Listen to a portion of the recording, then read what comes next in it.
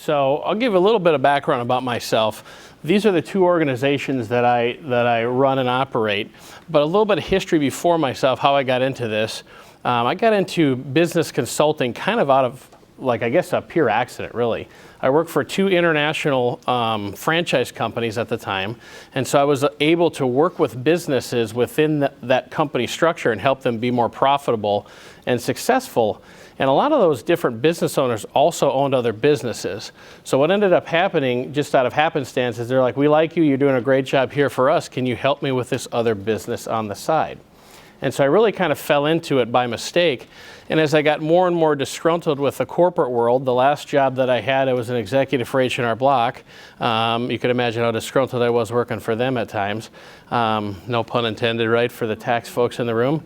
But I was able to just make a break from that and thought, well, let's do some consulting on the side. Let's work with the people that I've worked with in the past and some of the business owners that they know while I look for another job. And that was about 7 years ago or 7.5 years ago, and I've never looked back. So in the meantime, I've created kind of a second business that I'll talk about in a minute. My main business is devoted business development. And you hear things like, ooh, he's a business consultant. I actually never claimed to be that. And I'll explain what that means in a minute. You hear, oh, well, there's a business coach. I never claimed to be that either, and that really even is kind of more of a dirty word out there, I think, in business. And then you hear business development or marketing type people. I believe that my company and myself are the perfect hybrid of those three things. And what I mean by that is there are different strengths that a consultant and a coach each bring.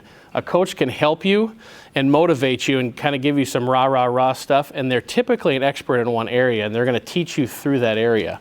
A business consultant is more about the strategy and the execution of that strategy while still holding you accountable, similar to what a coach would do. And a business development, unlike a marketing firm, is going to help you understand how your business can grow. Sometimes you can grow your business and make more profit without spending any money on advertising or marketing. Did you guys know that? Do you believe that? We have never, and I say this, it's on our website, you can hold me to it, we have never worked with a business where we couldn't help them make more money or save more money or both. And I suspect that it will always be that way, okay? So that's a little bit about devoted business development. When people ask what I do, I say I help businesses be more profitable, more successful by removing the challenges they have in their business, okay? The other thing that I do, because I believe in helping small business, is I created the Small Business Advisory Board of Minnesota. In that, there are professionals like Larry, who's sitting in the front seat here, that are CPAs, business attorneys, business brokers, all kinds of different professions that are experts in their field, and we provide a free lunch and learn every single month. And in that lunch and learn, the topic varies. There's some information on the back if you'd like to pick up and talk about the schedule back there. But most importantly, on the back side of that, there's 40 minutes where you guys as business owners can ask us a question about what might be troubling you or plaguing you within your business. So how often do you get to ask an attorney a question for free? Not very often, right? It doesn't happen very often. So that is a place that you can do that. So those are the two businesses that I operate and work under. And when I got asked to do this, I was pretty excited. I hadn't been asked to speak here before, and one of the reasons I was excited is because about 75% of the businesses we work with are in chaos. So think about that for a minute. 75% of our customers coming to us are struggling to make money, or they're in literally utter chaos. Well, how can that be, right? There's a lot of resources out there, there's a lot of things that can happen, but they're in chaos. Well, it happens because they don't have a proper success plan. And even if they do have a plan, if you read our article in the Minnesota Business, our New Business Minnesota, we talked about what happens when you get punched in the face, right? Your plan sometimes goes like this instead of a straight line, okay? So you have to be able to adapt to that. So what I want to talk about a little bit, and I'm going to bring this back around why I want to discuss this, but what causes business failure? That's what I'm going to talk about here today, and I'm going to tie it all together for you. Well, what does Forbes say? Let's not talk about what Vernon says. Let's see what Forbes says. As high as 90% of businesses fail within the first 5 years. That was from a recent December 2016 publication. 9 out of 10. Okay? That's pretty high. I don't care how you twist that number, even if it's 7 or 8 out of 10, because statistics, you can twist them any way you want, right? I'm a Chicago Bears fan. I can talk a lot about our win-loss total. It's still a bad season, right? 90% is not a good number, and there's a lot of reasons for that, okay? Roughly 70% of those, and this is what I never understood when I was consulting on the side until I saw it happen firsthand. 70% of those fail while they're in a growth phase. Think about that for a minute. How can that happen? Well, you heard what Tom said, right? I'm making more money, but I have less to show for it, okay? That floored me because I could never understand that. You work so hard to get to that growth phase from a startup, and then you fail. It's crazy. As many as 90% of businesses do not have a written business plan or strategy in place, and those that do lack the thorough planning for proper growth, people development, catastrophe planning, and budgeting. That's interesting. I probably couldn't have summed that up better myself. So what do we say? What do we see when we're in businesses, and what do I say why businesses fail? Okay? This is the biggest one. Okay? You don't know what you don't know when it comes to being a business owner. Okay? You may be the best at what you are if you're let's say you're a general contractor and you're working for a home builder forever, and you know everything about it, you think, and you're going to go out and start your own business. You don't know what it takes necessarily to be a great business owner. You know how to be an operator, okay? Experts say that there are 11 traits of successful entrepreneurs. So that's us that started a business, right? There's 11 traits of that, okay? And then we can list those later if we want. They also say there are 11 traits of successful business operators. These are the people that run your business, like a CEO or a COO. Okay, do you understand the difference? Okay, here's the kicker. Only 2 of those traits are on both lists. That's a problem if you're a startup business, right? And you're running it yourself and you're the entrepreneur. That's a big reason why businesses fail, because you don't know what you don't know, okay? So you need someone to help guide you, which is why I started the Small Business Advisory Board, because I, quite honestly, as a consultant, could not have been successful in my own business without the support of that group, okay? And neither can most businesses, okay? Can you grab me a water, Brian, from the back? Thank you. So what do you think that means in more detail? And this is the participation time. What do you think that means? When there's only 2 traits that carry over, but most small businesses start with the same guy that started it that's running it. Yes? They may not understand the customer journey. Absolutely. That's a big one. Okay? What else? Can't see the forest through the trees half the time. Yeah, you're stuck like this, right? You're in the battle. Thanks, Brian. What else? Moving too fast. Growing too fast. That is a huge one. That is a big problem. Growing too fast is a big issue, and we're going to talk about that. That's one of the other pitfalls why businesses fail. Okay? You need someone to fill in the gaps for what you're not strong at. Okay? So because you're a great operator does not mean you know how to do payroll. You're not a tax accountant. You're not a business attorney, and all those other pitfalls that businesses fall into, right? Okay? No detailed growth plan. So whenever we do a business plan, one of the first things we drill down to is understand what their long-term expectations are. And we ask them, you're going to be 2 employees now, you want to be 20 employees. And we help them nail down that growth plan. Okay? Why do you think that's important? This is the participation time again. Because when is the proper way to grow your business, and when is the right time? If I asked 100 of you, you'd have 100 different answers, right? That's the reason, okay? And I can't give you a solid answer that fits everybody cookie cutter, okay? You have to know the business and understand the business model, and we call it, and I got to come up with a better name for this. You guys can help me name it, and I'll give you some credit for it if you want. I call it the definition of the business model. How does the business make money? How does it spend money? And what do you do with the profits afterwards? If you can't clearly define that, you will never be able to define when your business should grow and expand and when you should add staff.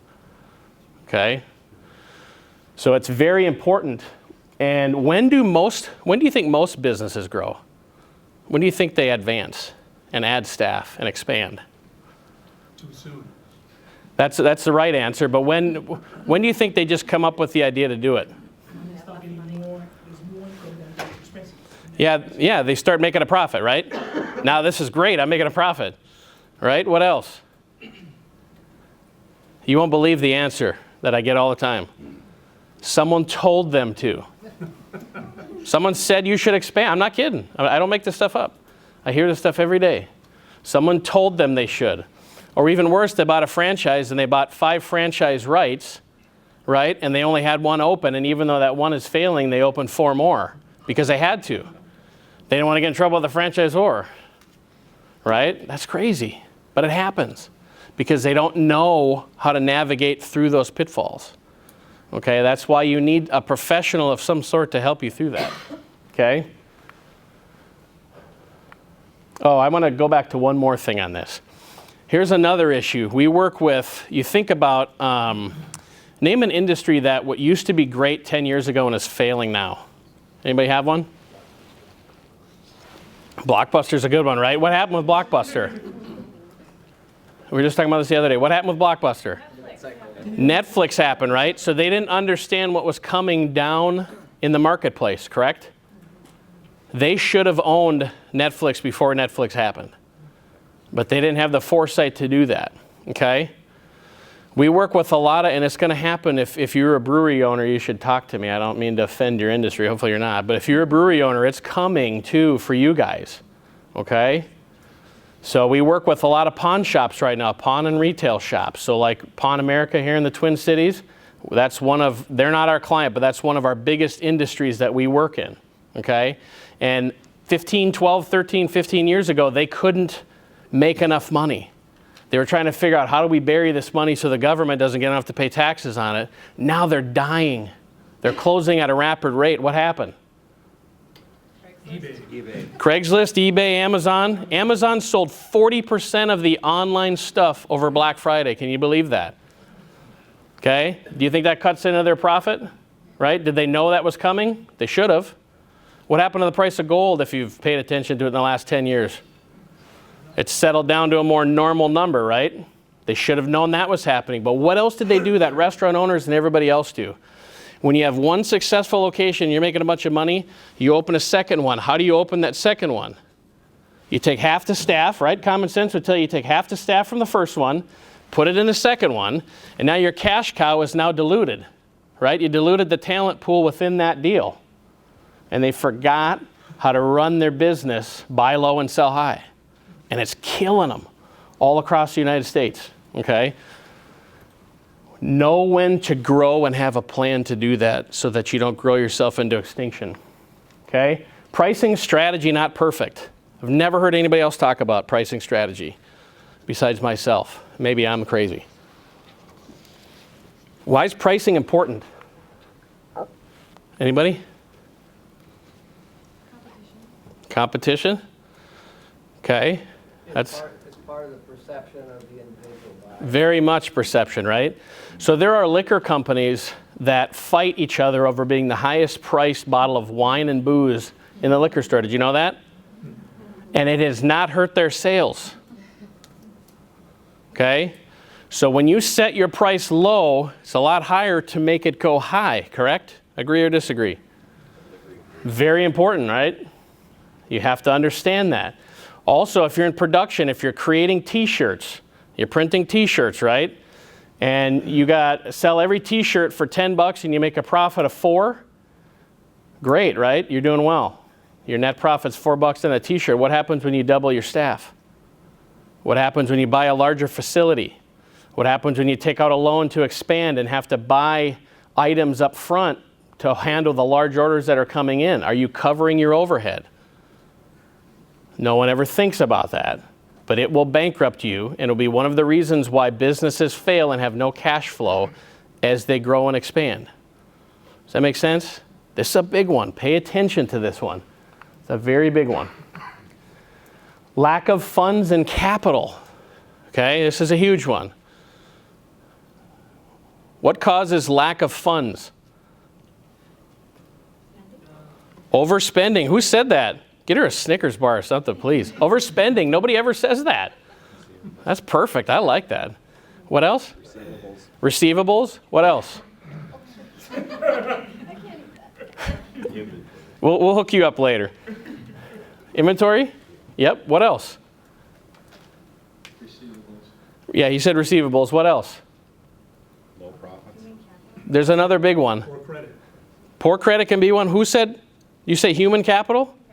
Yeah. So if you have bad operations because you took one location and went into two and your operations got worse, does that affect your profitability and your cash flow? Absolutely. So if you don't have that people development plan and that training plan, you got issues. One of the first things we look at is when we come in to provide our clients with a return on investment is how are they spending money, specifically in marketing and advertising, and is it providing return on investment? Okay? How are their operations? Are they wasteful spending? Do they even know what they're spending money on? Because I cannot even tell you how many times they don't have a clue of what they're spending money on as they continue to grow. Because some employee or somebody says you should add this service or add this, and they do. And they don't know. They're not mindful of their spending. Okay? It's a big one. Wasteful and unadvised spending, especially in marketing and advertising. This is a big one. Okay? What percentage of advertising do you think actually provides, according to studies, a return on investment? Less than half, Larry says. He's in a marketing world a little bit. Anybody else? 10%. 10% is close. 80%. So as much as 80% of dollars spent on marketing do not provide a return on an investment. Okay? Yes? Does that include short-term, long-term? Yes. How can that be? Yes? Because maybe they don't like properly track the customers, like, you know, like those came from a newspaper or print-based, those came from the internet, those came from that channel, those came from the campus, and people do not track, you know, where the customers come from. That could be, but they're talking in general. This was some marketing. It's a couple years old, this statistic, but maybe a year and a half old. But what they're saying is it's not driving business to you, okay? So I'll give you an example. One of our clients is in the pawn industry, was still advertising on billboards and in the phone book. Okay? That's an example. That's an extreme example, but it's there. Okay? There's a lot of that I see. You cannot believe what we cut out of a marketing budget when we work with clients. Okay? If you have a marketing budget to spend, you better have your key demographic defined, know where they are and what they're doing so that you can reach them. So if they're, caught within radio or, direct mail or SEO through the internet because they're searching for you, you better know that. And you better know what message, what we call the business value proposition, to get a hold of them to make them want to come in for a call to action into your business. If you don't have that, every penny you spend on marketing is wasted. And there's a lot of stuff you can do for free. Do you agree with that? Yes. Here's what I did to start my firm. I had clients on the side that I worked with, both in the other company in H&R